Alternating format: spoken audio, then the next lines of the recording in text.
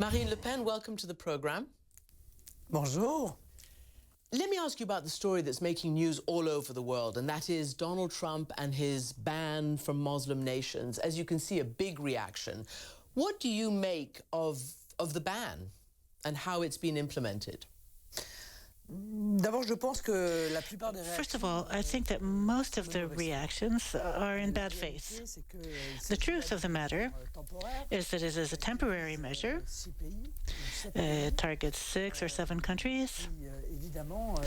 Countries that, of course, are responsible for terrorist threats. So I think Donald Trump and his intelligence services wanted to set up criteria and conditions to avoid having potential terrorists enter the United States where they might commit attacks, the same way that France was a victim of attacks. I think that indignation is something that varies from case to case. I think there are about 15 Muslim countries that have set up a permanent ban on the travel of people with an Israeli passport, and no one's as scandalized about that. As you know, that's a political situation for countries that don't recognize Israel yet. Donc en fait, si c'est une question politique, well, if it's a political question, it's not critical. You can't criticize it. But if it's a question of security for the American people, then you can criticize it. I don't understand the difference. Okay, I'll just let you know what the difference is. They do allow Jews in, but maybe not Israeli passport holders because of a diplomatic non-recognition of countries. But let's move beyond that. Is that the kind of thing, if you were to be president of France, that you would do to keep this country safe? And remember, none of those countries' nationals committed terrorism inside the United States. Moi, mon premier problème, c'est de retrouver mes frontières, parce que moi, je n'ai plus de frontières. What I'm interested in is the borders of France. France no longer has any borders because of the EU. 4 or 5 terrorists have committed attacks, have killed hundreds of people in France because they were able to sneak in with migrants arriving from Syria. So I think that we have to be very vigilant. We have to have secure borders. I think that we have to stop the flow of immigrants into the EU and into France. I think Mr. Trump was elected. He was elected and he said that he was going to do this.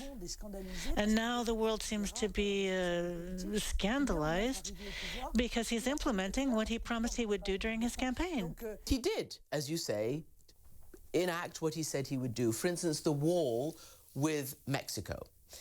Is that something that you approve of? And as you said, you're concerned about your borders. Would you ever consider a wall? No, je ne veux pas mettre un mur. No, I do not want to erect a wall around France. I don't think that it is a useful project for France. We're talking about the will of the people being exercised. People voted in a way that was against the system as it is. That was true for Brexit. It was true for Donald Trump's election. And now people have to get used to letting the people decide, not the system. Do you take inspiration from Brexit and from Donald Trump? Non, mais moi, je ne cherche pas mes modèles à l'étranger. I don't look for models abroad. I respect the different countries of the world. But for many years, I have been advocating and I have been defending an end to unmitigated free trade. I think we have to get rid of this unfettered free market, and then that we are moving towards greater patriotism, to the preservation of culture, of local jobs. I think this is a great thing. I've been calling for this for years. We're the only party in France that calls for this. And also we're alone in Europe. If you were to win, is your position to take France out of the EU? Quand je serai présidente, when I am president, I will organize a referendum in the 6 months following my election. I will use this 6 months to negotiate with the EU for the return to 4 types of sovereignty that are necessary. Territorial sovereignty, control of border, monetary sovereignty, one state, one currency, economic sovereignty. If I can recover this sovereignty, I think Europe will change completely. It will change radically. And if I cannot get this sovereignty back, then I will ask the French people to leave the EU. Now that it's all happened in Brexit, people are saying that it's going to take a lot longer to negotiate bilateral deals. And economists are warning that it could, if there's a sort of a trade war, most definitely impact Europeans, Asians, Americans. In other words, there could even be a global recession. Does that worry you at all? That your people who vote might be worse off economically? Non mais, pardon, mais la zone euro est la zone économique But the Eurozone is the weakest economic zone in the world, the slowest growth in the world. So what are we talking about? The euro and the free trade agreements have destroyed our agriculture, destroyed our industry, led to delocalization on a massive scale, led to unfair competition. So this is free trade. Unfettered free trade has led to a disaster. Whether it's the Trans-Pacific Agreement or NAFTA or TAFTA, you can see that people have rejected them. How can you be right when the people are against you? Who's right? The banks? The multinational corporations? The EU? No, the people are right. Can I just ask you a question about a current issue that's very pertinent to your party?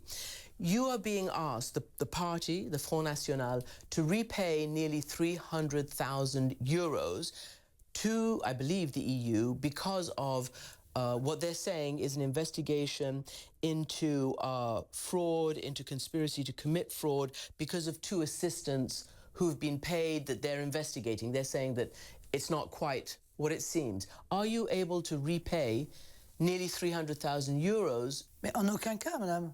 No, not at all. This is a political attack. It's inadmissible. We have been persecuted by the EU Parliament. They are our adversaries.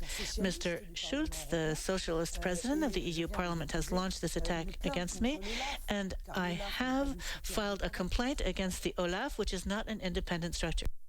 So you're not going to repay? Pardon? You're not going to repay? Mais bien sûr que non, je vais d'abord Well, of course not. I'm going to take it to court. I'm going to file a case.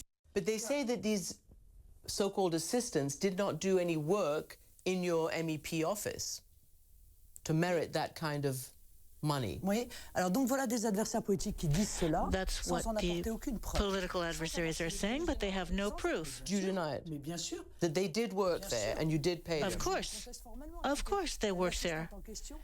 The assistant, about 3,000 worldwide journalists are well aware of her. They know her well. I'm a parliamentary MEP. I'm also president of my political party. That's well known.